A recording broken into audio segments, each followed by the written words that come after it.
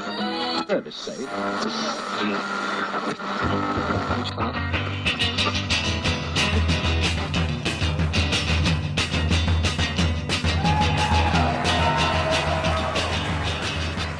It's Thanksgiving, Buzzkillers.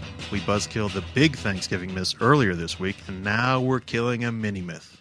It's a good one, and we've got three fine young men here to help us do the job. Chris, say hello to the Buzzkillers, Chris. Hello. Jaden. Hi. And Nicholas. Hi. All of whom have co-hosted the show before. Chris, what's the myth for this episode?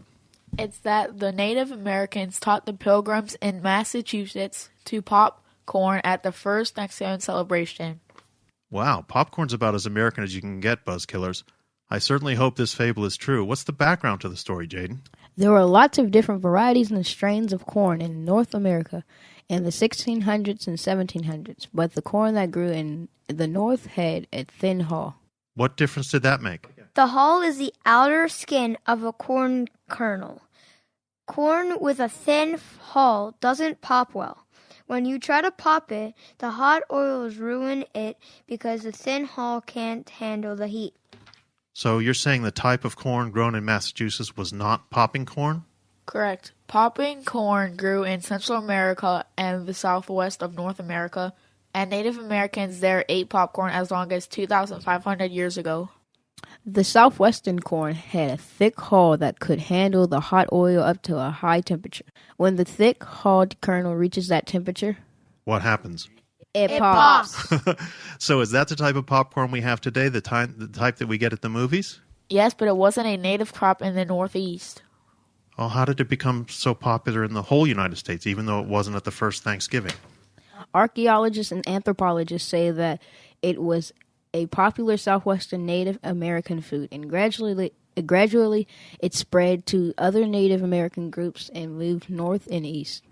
It got as far north as the Iroquois in the upper Midwest and Northeast.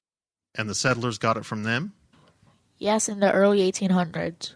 And it grew in popularity throughout the 19th century because it was a cheap and tasty snack. But where did the myth about the Native Americans and popcorn at the first Thanksgiving come from? As popcorn became more popular, stories about it spread.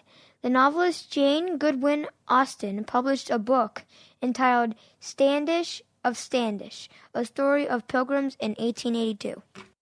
She wrote that Native Americans introduced popcorn to the Pilgrims at the first Thanksgiving feast in 1621, pouring big bowls of it out onto the tables.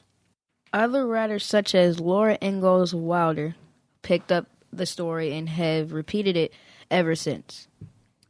Since Native Americans obviously grew a lot of other crops that European settlers adopted, most people never questioned the story. Do people still believe the story? Yes, it continues to appear in magazines and newspapers, but after today, they won't believe it. Thanks, men. You've done a great job buzzkilling this myth, so let's say happy Thanksgiving to all the buzzkillers out there and hope they enjoy their popcorn anyway. Happy Thanksgiving! Folks, I'd like to send out a special thanks to the historian Mary Miley Theobald, who told me about this myth, and if you'd like to read more, check out Andrew Smith's Pop Culture, A Social History of Popcorn in America, published in 2001 from the Smithsonian Institute. It's on our blog post for this mini-myth, and it's on the Buzzkill bookshelf. Talk to you later, Buzzkillers. Adios.